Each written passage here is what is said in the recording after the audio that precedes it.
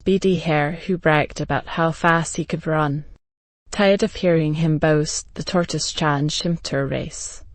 All the animals in the forest gathered to watch. The hare ran down the road for a while and then paused to rest. He looked back at the tortoise and cried out, "How do you expect to win this race when you are walking along at your slow pace?" The hare stretched himself out alongside the road and fell asleep, thinking, "There is plenty of time to relax." The hare and the tortoise story. The tortoise walked and walked, never ever stopping until he came to the finish line. The animals who were watching cheered so loudly for Tortoise that they woke up the hare. The hare stretched, yawned, and began to run again, but it was too late. Tortoise had already crossed the finish line. Moral: slow and steady wins the race. This is the story that we have all grown up with. But recently 2 additions have been proposed to the story. Addition 1. After being defeated by the tortoise, the hare did some soul-searching. He knew that though he had tried hard in the beginning, he was not consistent and had grown overconfident. He was determined to undo his mistakes and invited Tortoise for another race. This time, the rabbit was careful to run the whole distance and of course emerged a winner. Moral: fast and consistent may be better than slow and steady. Addition 2. Well, after emerging the loser in the second race, the tortoise thought long and hard. He knew that in any traditional terrain, the hare would win if he was fast and consistent. Therefore, he thought of a non-traditional terrain for the race. Then he invited the rabbit for another race. This time the rabbit laughed out loud, thinking that the tortoise was out of his head. But the tortoise insisted that there should be another race and the terrain would be decided by the tortoise. The rabbit agreed to the idea. The race began. The rabbit was leading in front, with the tortoise far back trundling along. Around halfway through the race, they came across a river. The rabbit halted on the bank of the river, wondering how to cross the river. Meanwhile, the tortoise approached the river slowly, got into the water, swam across, climbed up on the other bank, ran the last few kilometers, and won the race. Moral: when your capabilities are below par, choose a playing ground that gives you a natural advantage. One summer's day, in a field, a grasshopper was hopping about, chirping and singing to its heart's content. An ant passed by, bearing along with great effort an ear of corn he was taking to his nest. "Why don't you come and chat with me?" asked the grasshopper, "instead of toiling your life away?" "I am helping to store up food for the winter," said the ant, "and I recommend you to do the same." "Why bother about winter?" said the grasshopper. "We have got plenty of food at present." Short stories, but the ant went on its way and continued its toil. When winter came, the grasshopper found itself dying of hunger, while it saw the ants distributing every day corn and grain from the stores they had collected in summer. Then the grasshopper knew. Moral: work today and you can reap the benefits tomorrow. A greedy mouse saw a basket full of corn. He wanted to eat it.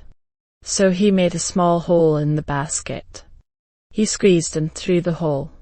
He ate a lot of corn. He felt full and was very happy. Now he wanted to come out. He tried to come out through the small hole. He could not.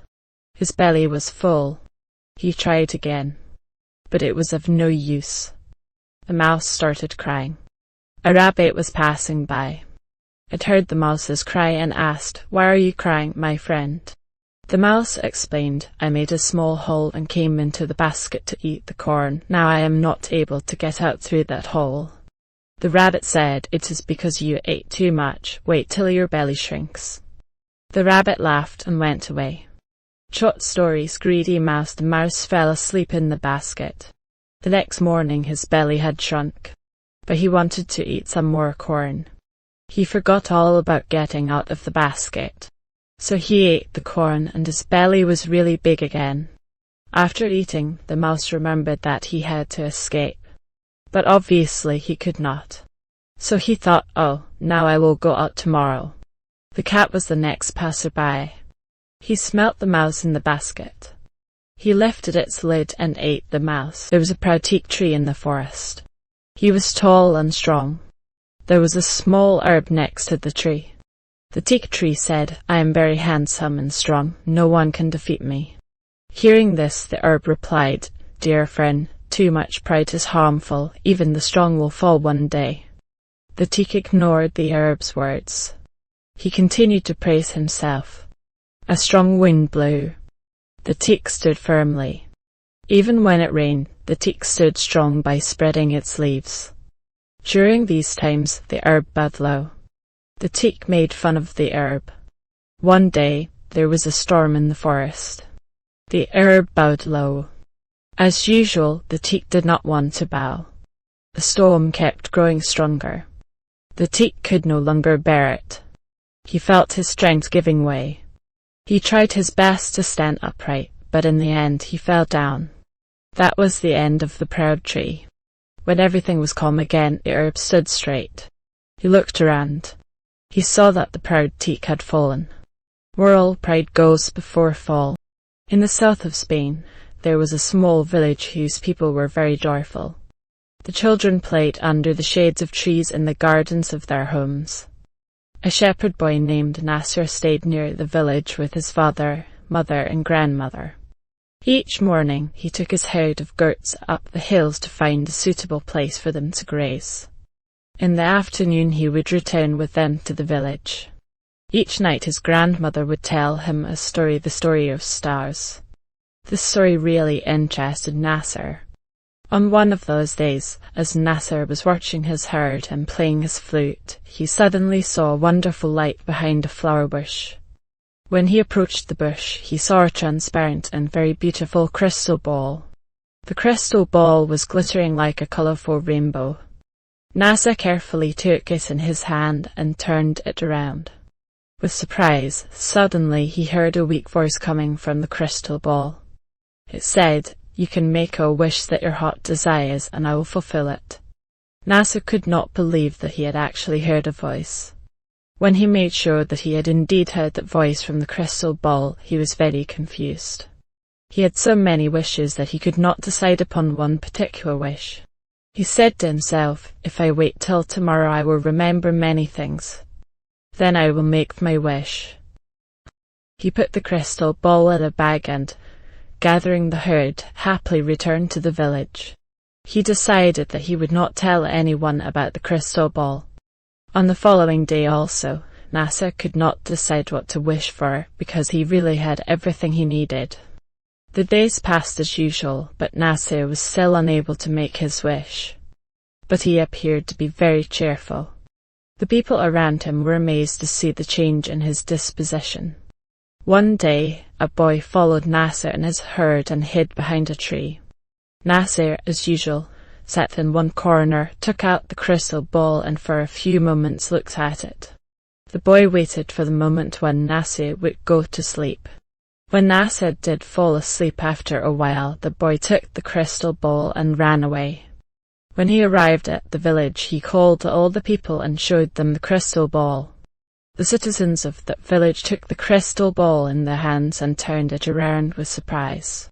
Suddenly they heard a voice from inside the crystal ball, which said, "I can fulfill your wish." One person took the ball and screamed, "I want 1 bag full of gold." Another took the ball and said loudly, "I want 2 chests full of jewelry." Some of them wished that they would have their own palace with a grand dome made from pure gold, instead of their old houses. Some others wished for bags full of jewelry.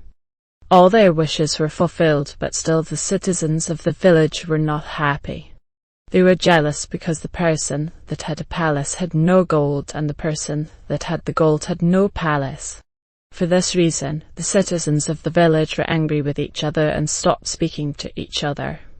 The gardens in the village where children used to play were no more. There were palaces and gold everywhere. The children became terribly unhappy. Only Nasser and his family were happy and contented. Every morning and afternoon he would play the flute. One day the children of the village took the crystal ball to Nasser. The children said to Nasser, "When we had a small village, we all were happy and joyful."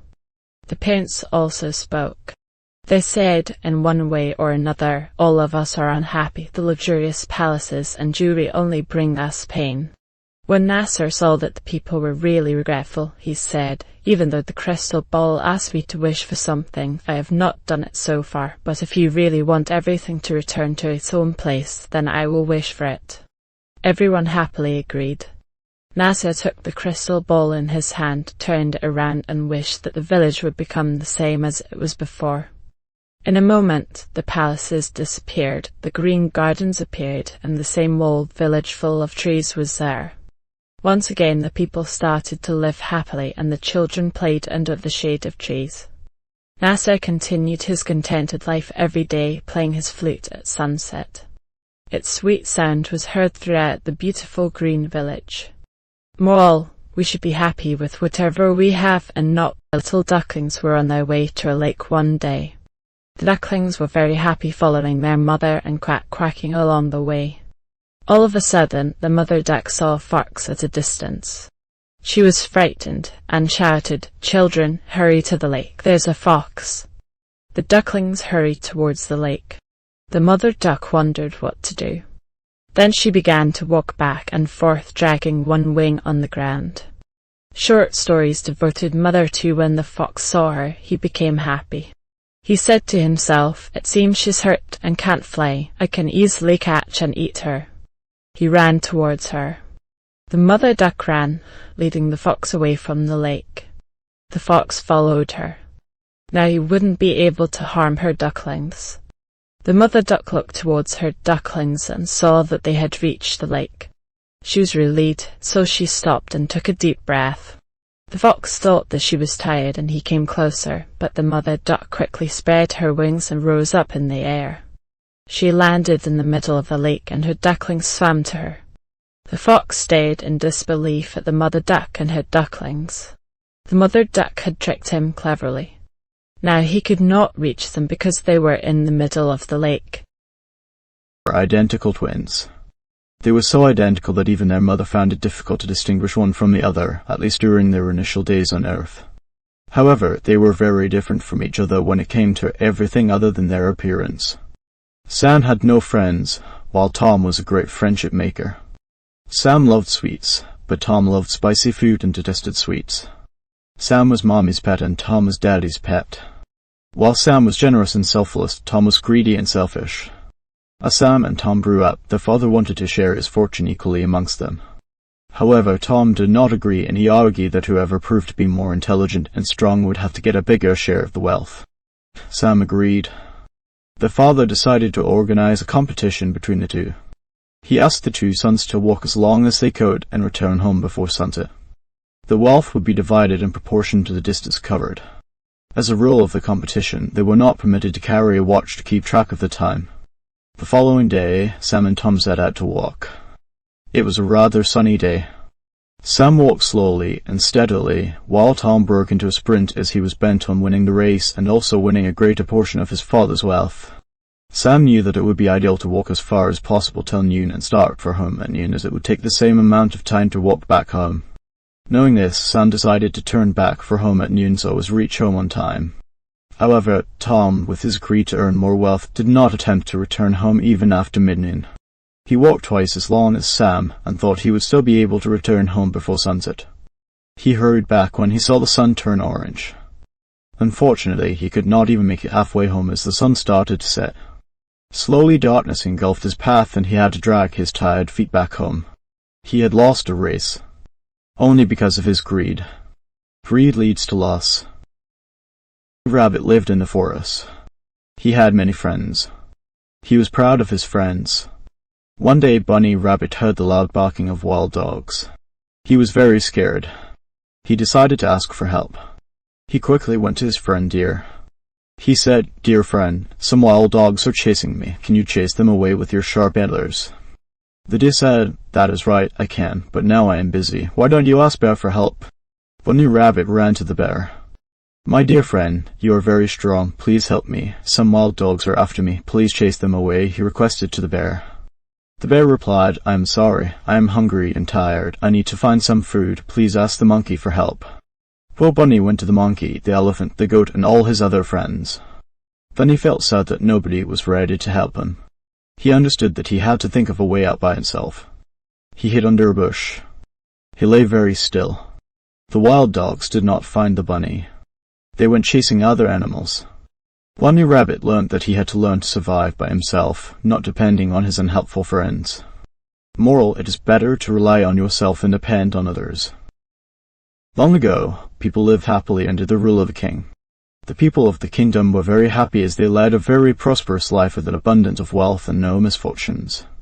Once, the king decided to go visiting places of historical importance and pilgrim centers at distant places. He decided to travel by foot to interact with his people. People of distant places were very happy to have a conversation with their king. They were proud that their king had a kind heart. After several weeks of travel, the king returned to the palace. He was quite happy that he had visited many pilgrim centers and witnessed his people leading a prosperous life. However, he had one regret. He had intolerable pain in his feet as it was his first trip by foot covering a long distance. He complained to his ministers that the roads weren't comfortable and that they were very stony. He could not tolerate the pain. He said that he was very much worried about the people who had to walk along those roads, as it would be painful for them too. Considering all this, he ordered his servants to cover the roads in the whole country with letters so that the people of his kingdom can walk comfortably. The king's ministers were stunned to hear his order, as it would mean that thousands of cows would have to be slaughtered in order to get sufficient quantity of leather. And it would cost a huge amount of money also.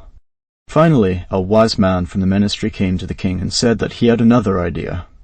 The king asked what the alternative was. The minister said, instead of covering the roads with leather, why don't you just have a piece of leather cut in appropriate shape to cover your feet? The king was very much surprised by his suggestion and applauded the wisdom of the minister. He ordered a pair of leather shoes for himself and requested all his countrymen also to wear shoes. Moral: instead of trying to change the world, we should try to change ourselves. Ago, there lived an old man with his 3 sons in a deserted village located in the vicinity of a desert. He had 17 camels, and they were the main source of his income. He used to rent out camels as a means of shipping in the desert.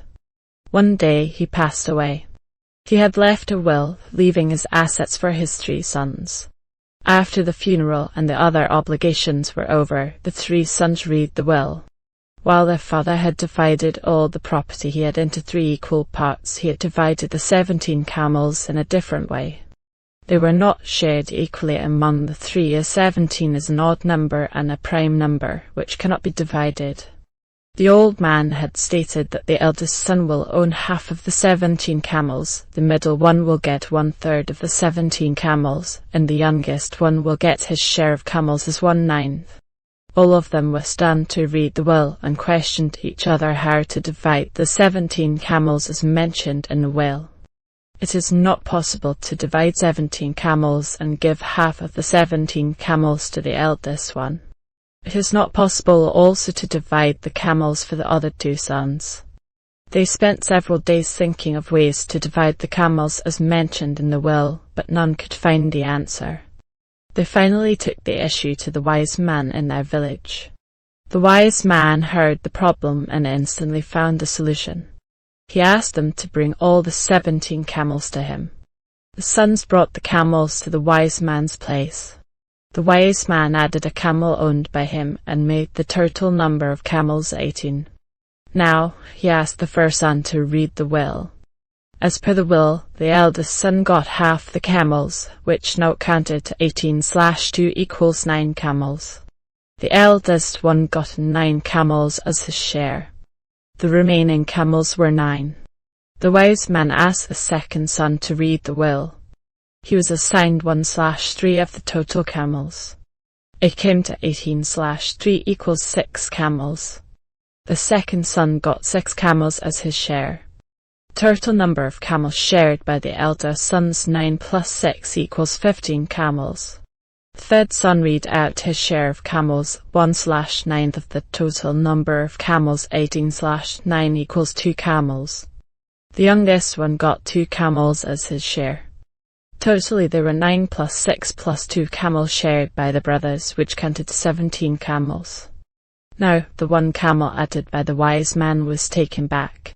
The wise man solved this problem smartly with his intelligence. Intelligence is nothing but finding a common ground to solve an issue. In short, every problem has a solution. One beautiful spring morning, a merchant loaded his donkey with bags of salt to go to the market in order to sell the salt. The merchant and his donkey were walking along together. They had not walked far when they reached a river on the way. Unfortunately, the donkey slipped and fell into the river. As it scrambled up the bank of the river, it noticed that the bags of salt loaded on his back had become lighter. There was nothing the merchant could do except return home, where he loaded his donkey with more bags of salt. As they reached the slippery river bank again, the donkey fell into the river, this time deliberately. Thus the salt was wasted again. By now the merchant knew the donkey's trick. He wanted to teach the animal a lesson. As he returned home the second time with the donkey, the merchant loaded bags of sponges on its back. The duo set out on their trip to the market a third time. On reaching the river, the donkey very cleverly fell into the water again. But now, instead of the load becoming lighter, it became heavier. The merchant laughed at the donkey and said, "You foolish donkey, your trick has been discovered. You should know that you cannot fool anyone too many times."